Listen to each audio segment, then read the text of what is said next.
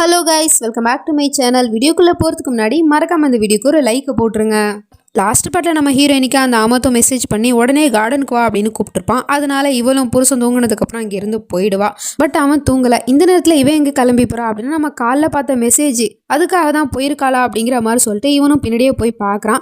அங்கே நம்ம ஹீரோயினி கார்டனுக்குமே வந்துட்டா. எதுக்காக என்னை கூப்பிட்ட அப்படின்னு கேட்டா, பரவாயில்லையே, நான் மெசேஜ் போட்டு கூப்பிட்ட உடனே நீ வந்துட்டியே, என் மேலே உனக்கு பாசம் அதிகம் தான் அப்படிங்கிற மாதிரிலாம் சொல்லிட்டு பேசுவோம். இங்கே பாரு, இப்படிலாம் என்கிட்ட பேசுகிறவளை வச்சுக்காத. இப்போ எதுக்காக என்னை கூப்பிட்ட, என்ன விஷயத்த காட்ட போற, எதை வச்சு நீ என்ன பிளாக்மெயில் பண்ண போற, நீ என்ன பிளாக்மெயில் பண்ணாலும் சரி, நான் எந்த ஒரு தப்பும் பண்ணலை. அது மட்டும் இல்லாமல் அருமானு என்னை முழுசாக நம்புறாரு. அப்படி இருக்கும்போது நீ என்ன தான் காட்டினாலும் சரி, அவர் அதை நம்ப போகிறது கிடையாது, என்ன வேணா பண்ணிக்கோ அப்படிங்கிற மாதிரி சொல்லிட்டு அங்கேருந்து கிளம்ப போனா. அப்போ தான் நம்ம ஹீரோவுமே கரெக்டாக அந்த இடத்துக்கு வந்து பார்க்குறான். அவனை இவன் பார்த்துவிட்டு வேணும்னே நம்ம ஹீரோயினியை வலுக்கட்டாயமாக பிடிச்சிக்கிட்டு ஹக் பண்ணி நின்றுட்டுருக்கான்.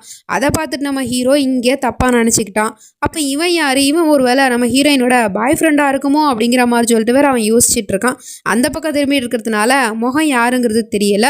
அங்கே நிற்கிறது அமர்தான் அப்படிங்கிறது தெரிஞ்சுக்காம அவன் இங்கேருந்து கோச்சிக்கிட்டு அங்கேருந்து போயிடுறான். நம்ம பொண்டாட்டி நமக்கு துரோகம் பண்ணுறா அப்படின்னு சொல்லிட்டு. அவன் போனதுக்கப்புறமா தான் இவன் அவன்கிட்டேருந்து ஒரு வேளை விலகி வந்து அவனோட கணத்தை காட்டி ஓங்கி ஒரு அறையை விட்டு, என்ன காரியம் பண்ணிட்டு இருக்க, உன் லிமிட்ல இருந்து நான் சொன்னேன்ல, இந்த மாதிரி நீ திரும்ப திரும்ப பண்ணிட்டு இருந்த அப்படின்னா அதுக்கப்புறம் நானே அர்மான் கிட்ட எல்லா விஷயத்தையும் சொல்ல வேண்டியது இருக்கும். அதனால எனக்கு எந்த பிரச்சனை வந்தாலும் பரவாயில்ல, அதை பற்றி நான் கவலைப்பட போகிறது கிடையாது அப்படிங்கிற மாதிரி சொல்லிட்டு அவன் இங்கேருந்து கிளம்பி போயிடுறா. அதுக்கப்புறம் பார்த்தா நம்ம ஹீரோ இந்த பக்கம் அழுதுகிட்டே வந்து படுத்துட்டான். ஏன்னா அவன் கண்ணால் பார்த்தது உண்மை தானே, அதாவது அவன் கண்ணுக்கு அது உண்மை, பட் அது பொய்ங்கிறது நமக்கு தானே தெரியும். நம்ம ஹீரோயினியும் ரூமுக்கு வந்துட்டா. அவள் புருஷங்காரனை பார்த்துட்டு அவளுக்குள்ளே ஒரு மாதிரியா வந்து கில்ட்டி ஃபீலிங்காக இருக்குது. ஏன்னா அந்த பையன் ரொம்ப அத்துமீறி நடந்துக்கிட்டான். இது மாதிரிலாம் இங்கே நடக்குது, ஆனால் எதையுமே புருஷன்கிட்ட சொல்ல முடியலையே. அந்த அமத்து ஒரு கெட்டவங்கிற விஷயத்தையும் சொல்ல முடியலையே, ஏன்னா அவனை நம்ம தானே வீட்டுக்குள்ளே சேர்த்துக்கிட்டோம் அப்படிங்கிற மாதிரிலாம் சொல்லிட்டு அவள் ஒரு பக்கம் தூங்க போயிடுறா. இந்த பக்கம் முகமுடி போட்டுக்கிட்டு புருஷங்காரன் தான் வந்து காதலிக்கிறாங்கிற விஷயம்லாம் அந்த சுனியக்காரிக்கு தெரியாமல் அவளுமே அவனோட அந்த காதல் வலையில் முழுசாக வந்து விழுந்துடுறா. அப்போ உங்களோட முகத்தை காட்டுங்க, நான் பார்க்கணுன்னு சொல்கிறா. இல்லை, நீ ஒருவேளை என் முகத்தை பார்த்த அப்படின்னா அடுத்த நிமிஷமே நீ என்னை கொலை பண்ணிடுவா அப்படிங்கிற மாதிரி இவன் சொல்லிட்டு இருக்கான். எதுக்காக நான் உங்களை கொல்ல போகிறேன், நீங்கள் என்னை பற்றின எல்லா உண்மையுமே தெரிஞ்சு என்னை காதலிக்கிறதுக்காக என்கிட்ட வந்திருக்கீங்க, அப்படி இருக்கும்போது நான் உங்களை கொல்லுவேனா, எதுக்காக இப்படிலாம் பேசுகிறீங்க அப்படிங்கிற மாதிரிலாம் சொல்லிட்டு அவள் பேசிகிட்டு இருக்கா. நீ கொல்ல மாட்டா, இருந்தாலும் உனக்குள்ள சூனிய சக்தி இருக்கு இல்லையா, அதனால உனக்கு என்ன வேணாலும் பண்ணலான்னு தோணும் அப்படிங்கிற மாதிரிலாம் சொல்லிட்டா. நிச்சயமா அப்படி நான் எதுவும் பண்ண மாட்டேன் அப்படிங்கிற மாதிரி சொல்லிட்டு அவள் வாக்கு கொடுத்துட்டு இருக்கா. அப்புறம் நான் கிளம்பி போகிறேன்னு சொல்லிட்டு அவனை இங்கேருந்து கிளம்பி போயிடுறான். பட் நான் உங்களை பார்த்தாகணுமே அப்படின்னு சொன்னால், நாளைக்கு நான் திரும்ப வருவேன், எனக்காக நீ காத்துரு அப்படிங்கிற மாதிரி சொல்லிட்டு அவன் இங்கேருந்து போயிடுறான். இப்போ அப்படியே கட் பண்ணால் மறுநாள் ஆகிடுது. காலங்காத்தில் இவளும் வந்து வெயிட் பண்ணிக்கிட்டு இருக்கா, அவன் எப்படா வருவான் அப்படின்னு சொல்லிட்டு வீட்டுக்குள்ளே. அப்போ பார்த்தா திடீர்னு வந்து லைட் ஆஃப் ஆகுற மாதிரி இருக்குது. அந்த பையன் தான் வந்து திரும்பவும் முகமுடியை போட்டுக்கிட்டு வந்து நின்றுட்டுருக்கான். அது புருஷங்காரன் தாங்கிறது இப்போவுமே அவளால் கண்டுபிடிக்க முடியல போல். இப்போ நான் அவன் கண்ணு முன்னாடி உன் வீட்டுக்கே வந்துட்டேன், உனக்கு சந்தோஷம் தானே அப்படிங்கிற மாதிரி சொன்னால், உங்கள் முகத்தை பார்க்கணுமே, என்ன நீங்கள் இந்த அளவுக்கு காதலிக்கிறீங்க, அப்படி இருக்கும்போது என் மேலே அன்பு செலுத்துகிற அந்த அழகான முகத்தை நான் பார்த்தாகணும் அப்படிங்கிற மாதிரி சொல்லிட்டு அவள் ரிக்வெஸ்ட் பண்ணி கேட்கவும், சரி ஓகே அப்படிங்கிற மாதிரி சொல்லிட்டு அவனும் தன்னோட மாஸ்கை வந்து கழட்டி காட்டுறான். பார்த்தவளுக்கு பயங்கரமான ஷாக்கு. ஏன்னா காதலனா, முகமூடி காதலனா வந்தது நம்ம புருஷன் தானா அப்படிங்கிற மாதிரி சொல்லிட்டு பார்த்துட்டு அடுத்த நிமிஷமே அவளோட சுயரூபத்தை காட்ட ஆரம்பிச்சிட்டா. நீ எப்படி இங்கே வந்த அப்படின்னா, நீ தான் முகமூடி போட்டுக்கிட்டு என்னை ஏமாத்த பார்க்குறியா, உனக்கு எவ்வளோ தைரியம் இருக்கணும் அப்படிங்கிற மாதிரி சொல்லிட்டு அடுத்த நிமிஷமே அவள் மந்திரத்தை போட்டு அவனை ஏதோ ஒன்று பண்ண பார்க்குறா. ஆனால் அவன் சொல்லிடுறான், உன்னால் என்னை எதுவுமே பண்ண முடியாது, ஏன்னா நீயும் என்னை காதலிக்கிற, உண்மையான காதல் என் மேலே இருக்குங்கும் போது உன்னால் என்னை எதுவுமே செய்ய முடியாது, நீ வேணா முயற்சி பண்ணிப்பாரு அப்படிங்கிற மாதிரி சொல்லிட்டு அவன் அப்படியே சிரிச்சுக்கிட்டே நின்றுட்டுருக்கான். அவளும் வந்து முயற்சி பண்ணி பார்க்குறா. பட் அவளால் அவனை எதுவுமே பண்ண முடியல, மந்திரமும் வேலை செய்ய மாட்டேங்குது.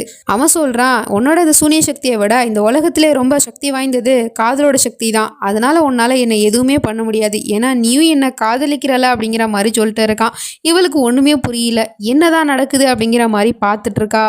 இந்த பக்கம் நம்ம ஹீரோ ஆஃபீஸ் போயிட்டு வீட்டுக்கு வந்து பார்க்குறான். நம்ம ஹீரோயினியை காணோம். எங்கன்னு சொல்லிட்டு அமத் கிட்ட கேட்டான். அவன் ஏதோ வந்து சொல்லிகிட்டு இருக்கான், அவள் ஷாப்பிங் பண்ண போயிருக்கா, ஏதோ ஸ்பெஷல் பர்சனுக்காக ஷாப்பிங் பண்ண போகிறதாக சொல்லிட்டு போனான், உங்ககிட்ட சொல்லலையா, உங்கள் பொண்டாட்டி உங்ககிட்டே சொல்லாமல் வெளியே போயிட்டாளா அப்படிங்கிற மாதிரிலாம் சொல்லிட்டு ஒன்றுக்கு ரெண்டாக சொல்லிக்கிட்டே இருக்கான். அவன் அதை கேட்டுவிட்டு அப்படியே சேட் ஆகிடுறான். நம்ம பொண்டாட்டி நம்மக்கிட்ட ஒரு வார்த்தை கூட சொல்லாமல் போயிட்டாலே அப்படிங்கிற மாதிரி சொல்லிட்டு அப்போ இவனும் வந்துக்கிட்டு என்னாச்சு உங்கள் 2 பேருக்கு நடுவில் ஏதாவது பிரச்சனையா, ஏன் ஒரு மாதிரியா இருக்கீங்க, சோகமாக இருக்கீங்க, நான் உங்கள் தம்பி தானே, என்கிட்ட நீங்கள் நம்பி எது வேணாலும் ஷேர் பண்ணலாம், அது மட்டும் இல்லாமல் மாஹிராவை பற்றியுமே எனக்கு எல்லா விஷயமே தெரியும் அப்படிங்கிற மாதிரிலாம் சொல்லிட்டு பேசவும் இவனும் இவன் மனசுக்குள்ளே போட்டு ஒரு விஷயம் அரைச்சிக்கிட்டு இருந்துச்சு இல்லையா, அந்த எஸ்ஸுங்கிற பேரில் வந்த ஃபோன் கால் யார் பண்ணுது, அப்புறம் அன்றைக்கி நைட்டு பார்த்தா அந்த பையன் யாருங்கிற விஷயத்த தெரிஞ்சுக்கணும் அப்படிங்கிறதுக்காக போயும் இவங்கிட்ட போயிட்டு கேட்குறான், உனக்கு எஸ்ஸுங்கிற நேமில் வந்து யாரையாவது தெரியுமா, அதாவது மாஹிராவோட வாழ்க்கையில் அப்படி யாராவது இருக்காங்களா அப்படிங்கிற மாதிரி சொல்லிட்டு கேட்டால் அவன் உடனே இல்லையே அப்படி யாரும் இருக்கிற மாதிரி எனக்கு தெரியலையே அப்படிங்கிற மாதிரி சொல்லிடுறான். அப்பாடா அப்போ நம்ம தான் ஏதோ தப்பாக நினச்சிக்கிட்டான் போல அப்படிங்கிற மாதிரி சொல்லிட்டு இவன் அப்படி நிம்மதி புரிமிச்சு விடும்போது அப்பட்டாக்குன்னு அவன் சொல்கிறான், எனக்கு இப்போ தான் ஞாபகம் வந்துச்சு, எஸ்ஸுங்கிற பேரில் ஒருத்தவன் இருக்கான் சுகைல், அவனை பற்றி மாஹிரா அடிக்கடி என்கிட்ட பேசியிருக்கா, அவனை பற்றி தான் நீங்கள் கேட்குறீங்களா, ஏன் என்னாச்சு அப்படிங்கிற மாதிரி சொல்லிட்டு பேசவும் இப்போ கன்ஃபார்மே பண்ணிட்டான். அப்போ எஸ்ஸுங்கிற லெட்டரில் மாஹிராவோட லைஃப்பில் சுகைலுங்கிற பையன் தான் இருக்கானா அப்படிங்கிற மாதிரி சொல்லிட்டு பார்த்துட்டு இருக்கான். அப்போ தான் கரெக்டாக மாஹிராவுமே ஷாப்பிங் போயிட்டு வீட்டுக்கு வந்துட்டுருக்கா. அவள் புருஷங்காரனுக்காக தான் ஷாப்பிங் பண்ணிட்டு வந்திருக்கா. ஆனால் இவன் என்ன நினச்சிக்கிட்டானா நம்மக்கிட்ட ஒரு வார்த்தை கூட சொல்லாமல் போயிருக்கா அப்படின்னா அவனுக்காக தான் ஏதாவது வாங்கியிருப்பா போல அப்படிங்கிற மாதிரி சொல்லிட்டு திரும்பவும் வந்து தப்பாக நினச்சிக்கிட்டான். அப்படியே எங்கள் சீனை கட் பண்ணால் இந்த பக்கம் இந்த சூனியக்காரி ஒரு இடத்துல உட்காந்து மந்திரத்தை சொல்லிக்கிட்டு இருக்கா. அந்த சூனியக்காரியை கூப்பிடுறா, அதாவது இவளுக்கு உதவி செஞ்சா இல்லையா அந்த சூனியக்காரியை கூப்பிட்டுட்டு இருக்கா. அவளும் வந்துட்டு என்னாச்சு என்னை எதுக்காக கூப்பிட்ட அப்படிங்கிற மாதிரி கேட்டா, எனக்கு நீங்கள் ஒரு உதவி செய்யணும் அப்படிங்கிற மாதிரி சொல்கிறா. என்ன உதவின்னு கேட்டா, நீங்கள் என் உடம்புல இருக்கிற எல்லா சக்தியுமே எடுத்துக்கங்க, அதாவது என்னோட சூனிய சக்தி எல்லாத்தையும் எடுத்துக்கிட்டு என்ன ஒரு சராசரியான மனுஷியாக ஆக்குங்க அப்படிங்கிற மாதிரி சொல்லிட்டு இருக்கா. என்ன இவ திடீர்னு இப்படி ஒரு முடிவு எடுத்துட்டாலே அப்படிங்கிற மாதிரி தான் இருக்குது. அவளுமே கேட்குறா, ஏன் எதுக்காக உன்னோட சக்தியை எடுக்கணும் அப்படின்னு கேட்டா, சக்தியை வச்சு நான் என்னத்தை அடைஞ்சேன், நான் என்னோட வாழ்க்கையில் இழந்தது தான் மிச்சம், நான் என்னோட வாழ்க்கையில் நிறைய சந்தோஷத்தை இழந்துட்டேன், அது எல்லாத்துக்கும் காரணம் இந்த சக்தி தான், நான் நினச்சது எல்லாமே சக்தியை வச்சு நம்ம உலகத்தில் இருக்கிற எல்லாத்தையுமே ஈஸியாக அடைஞ்சிடலாம் அப்படின்னு சொல்லிட்டு, ஆனால் அது உண்மை கிடையாது, சக்தியெல்லாம் வாங்க முடியாத விஷயம் இந்த உலகத்தில் நிறைய இருக்குது, அதில் ஒன்று தான் காதல், அந்த காதல்னால தான் நான் இப்படி ஒரு முடிவு எடுத்திருக்கேன், என்ன உண்மையாக காதலிக்கிற என்னை பற்றின எல்லா விஷயமே தெரிஞ்சுக்கிட்டு என்னை ஏற்றுக்கிறதுக்கு ஒருத்தர் தயாராக இருக்காரு, அப்படி இருக்கும் போது அவருக்காக இந்த சக்தியை நான் இழக்கிறதுல என்ன தப்பு இருக்குது, அது மட்டும் இல்லாமல் அவர் தான் எனக்கு வாழ்க்கைனா என்ன காதல்னா என்னங்கிறத புரிய வச்சுட்டாரு, அதனால ப்ளீஸ் என்னோட இந்த கெட்ட சக்தியை என்கிட்டேருந்து எடுத்துருங்க, இதுக்கப்புறமாவது நான் ஒரு மனுஷியாக வாழணும்னு நினைக்கிறேன் அப்படிங்கிற மாதிரி சொன்னதும் அதுக்கு அவள் சொல்கிறா, நல்லா யோசிச்சு தான் பேசுகிறியா கான்பேகம், உன் உடம்புல இதயமே இல்லை, அப்படி இருக்கும்போது உன் உடம்புல இருக்கிற இந்த சக்தியை நான் எடுத்துட்டேன் அப்படின்னா அதுக்கப்புறம் நீ உயிரோட இருக்க மாட்ட, அதெல்லாம் உனக்கு தெரியும் தானே, அப்புறமும் எதுக்காக இந்த மாதிரி ஒரு முடிவு எடுத்த அப்படின்னு கேட்டால், எல்லாமே எனக்கு தெரியும், இருந்தாலும் எனக்கு இந்த சக்தி வேணாம், எனக்கு என்னோட உண்மையான காதல் தான் வேணும் அப்படிங்கிற மாதிரி சொன்னதும் அதுக்கப்புறம் உன் விருப்பம் அப்படிங்கிற மாதிரி சொல்லிட்டு அவளும் ஏதோ ஒரு மந்திரத்தை போடுறா. அடுத்த நிமிஷமே இந்த கான்பேகம் உடம்புலேருந்து அப்படியே கொஞ்சம் கொஞ்சமாக சக்தி வந்து வெளியே வந்துக்கிட்டு இருக்கு. அப்போ அவளுக்கு உயிர் போகிற மாதிரி அந்த அளவுக்கு வேதனையாக இருக்குது. இருந்தாலும் அது எல்லாத்தையுமே தாங்கிக்கிட்டு அமைதியாக தான் இருக்கா. அதுக்கப்புறம் அவளும் அந்த சக்தியை எடுத்துகிட்டு அங்கேருந்து போயிடுறா. அப்படியே மயங்கி விழுகும் போது கரெக்டாக புருஷங்காரன் வந்துட்டான். அவனோட மடியில் வந்து சாஞ்சிக்கிட்டு அழுதுட்டுருக்கா.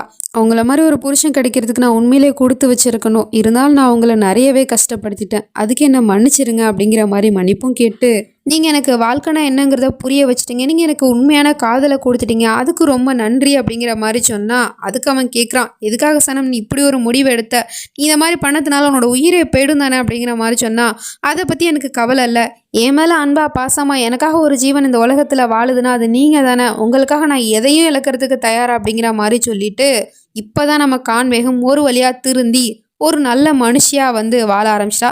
பட் என்ன பண்ணுறது, இன்னும் கொஞ்ச நேரத்தில் அவள் சாகத்தான் போகிறா. அதுக்கப்புறம் அந்த பாட்டிமா வந்து தொழுதுட்ருக்காங்க.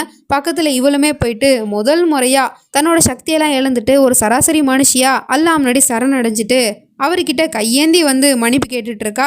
யா அல்லா, இந்த உலகத்தில் நான் பண்ணக்கூடாத தப்பு நிறையவே பண்ணிட்டேன், அது எல்லாத்துக்கும் நான் சேர்த்து உங்ககிட்ட மன்னிப்பு கேட்டுக்கிறேன், என்னோட சக்தினால நான் எல்லாத்தையுமே அடைஞ்சிருவேன்னு சொல்லிட்டு ரொம்ப ஆணவமாக இருந்தேன், ஆனால் அதனால் நான் என்னோட வாழ்க்கையை இழந்துட்டேங்கிறது எனக்கு இப்போ தான் புரியுது அப்படிங்கிற மாதிரிலாம் சொல்லிட்டு ரொம்ப வருத்தப்பட்டு அழுதுட்ருக்கா.